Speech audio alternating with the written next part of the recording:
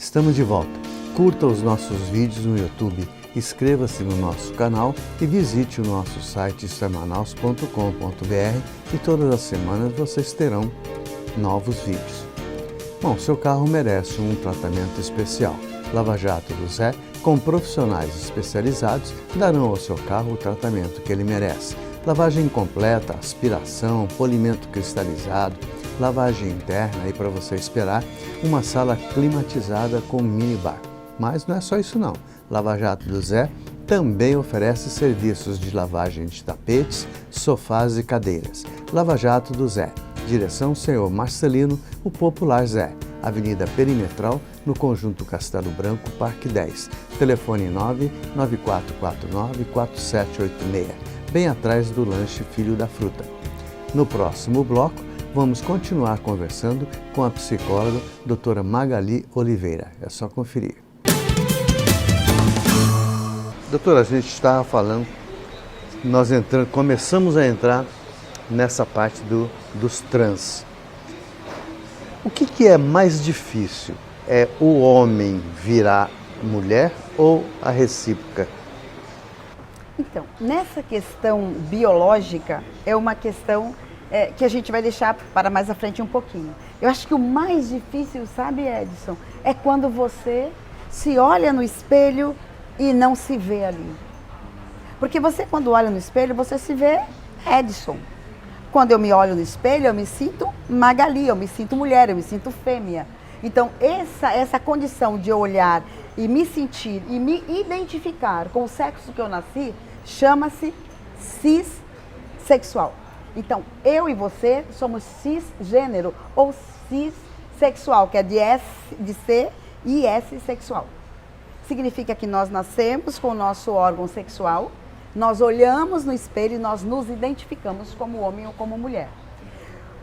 A pessoa que é transgênero, a gente já está falando trans, vem de transgredir, vem de transcender. A palavra transgênero. Ela olha no espelho e esse corpo que ela vê é estranho ao que ela se percebe. Então, ela olha ali, ela se sente uma mulher, mas ela vê um pênis. Ou ela se olha no espelho e ela se sente uma mulher e ela vê duas mamas gigantes que incomodam, que é ruim, que faz com que ela não tenha essa identidade. Eu acho que para além da transição, que é quando se muda o sexo, é mais difícil quando você tem a identificação desse lugar. Quando eu olho e não me vejo. E no transexual, além da cirurgia, que geralmente se faz e não são todos que fazem, mas alguns têm a necessidade de fazer, tem a transição psicológica.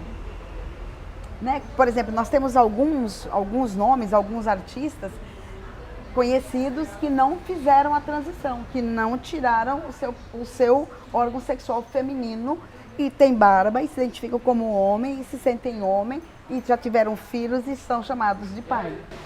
Pois é, mas tem o órgão sexual feminino. Porém, já conseguiu, tirou as mamas, porque a mama é uma identidade feminina. Então fez a mastectomia bilateral, mas não fez a mudança de sexo. Porém, toma hormônios para que possa ter a aparência de homem e se sente homem. Aí é complicado para você até conduzir uma entrevista dessa, porque são coisas que você não vivencia no dia a dia, que coisas que você... Mesmo porque o clã deles é um clã muito fechado. Um clã muito fechado onde a gente tem dificuldades de informações. Com as exceções, que é o caso da doutora Magali e outros profissionais que a gente de vez em quando bate um papo aqui.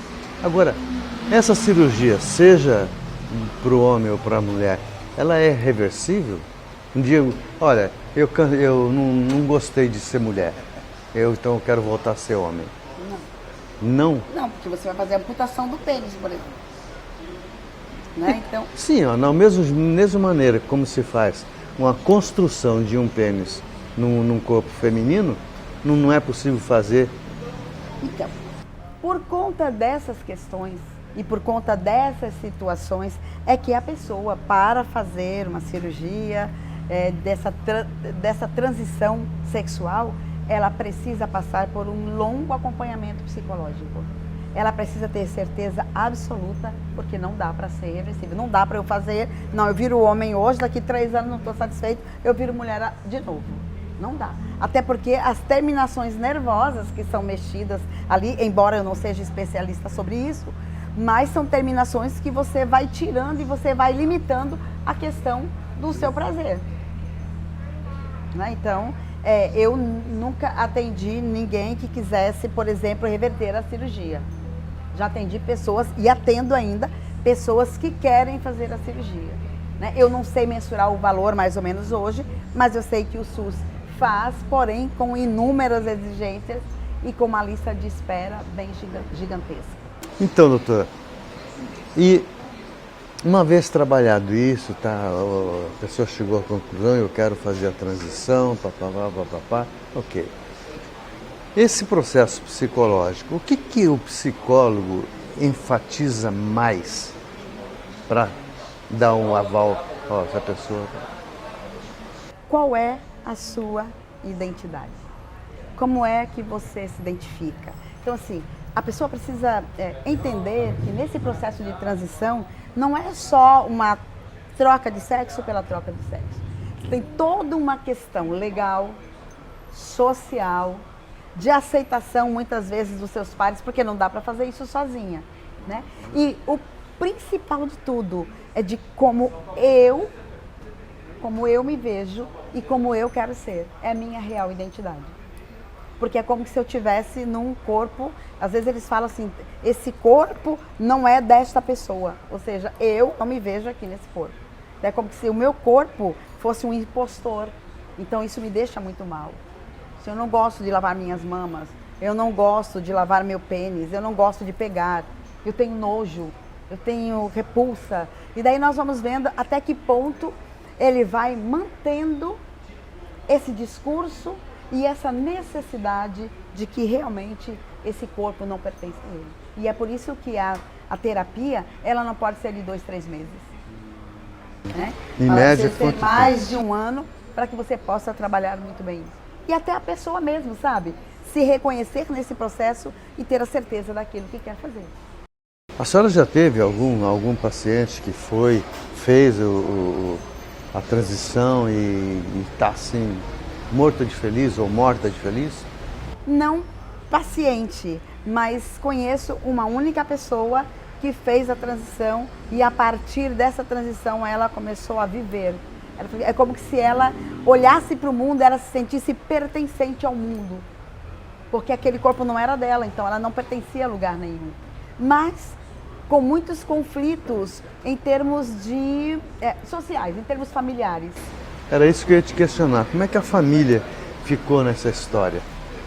A mãe geralmente é quem aceita com mais facilidade, né? Depois o pai vem, eu falo que é um processo de convencimento, né? A mãe vai, conversa e vai mostrando. Porém, essa pessoa será, na maioria das vezes, ela é sempre apontada. Ela é sempre o alvo de conversa, de discussões nas mesas. Por isso que a maioria, às vezes, prefere até ir embora. Recomeçar num outro lugar. A gente percebe muito nessa classe dos homossexuais. Quando eles envelhecem, eles têm sérios problemas de subsistência, porque não construíram uma família, os pais, por sua vez, também se foram, porque o tempo faz e se encarrega disso, e aí a pessoa vai ficar um velho sozinho, ou uma velha sozinha.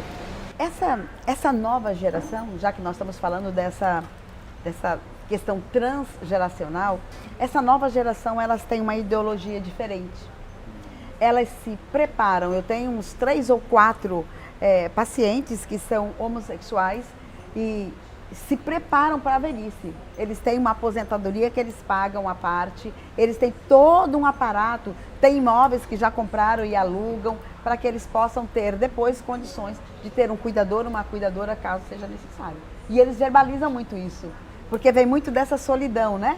Eu não tenho sobrinhos, eu não tenho netos, eu não tenho filhos, mas essa geração agora ela tem se preparado para esse processo de envelhecimento. Gente, eu fico feliz quando eu tenho um profissional desse quilate no nosso programa, onde a gente aborda alguns temas que fica às vezes incutido na mente das pessoas e não tem, na maioria das vezes, oportunidade de estar ouvindo o que a gente tem falado aqui. Algumas críticas sempre são feitas e a gente não vai deixar de fazer nunca isso, porque não aceitar uma geração é uma coisa e não querer conviver com a realidade do momento é outra coisa. Então, cada um tem o livre-arbítrio de escolher a sua opção. Agora, vamos respeitar a opinião dos outros, vamos respeitar esse desejo dos outros.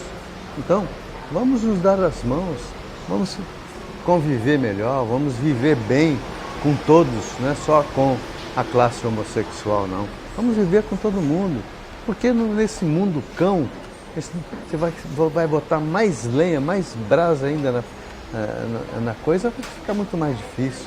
Então, vamos viver bem. Doutora, muitíssimo obrigado pela gentileza de estar conosco.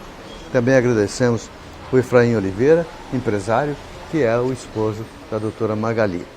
E ao Churrasco da Vila, que sempre faz assim, aquela costela maravilhosa, aquele cupim maravilhoso, e empresta esse cenário fantástico para que nós possamos trazer os nossos convidados, não só para degustar uma comida de qualidade, uma comida diferente, mas acima de tudo, vivenciar uma casa de 1890 no meio do centro da cidade. E isso é prazeroso. Nos encontramos então no próximo sábado às 12h30, sempre com um assunto tão palpitante quanto esse. Até lá!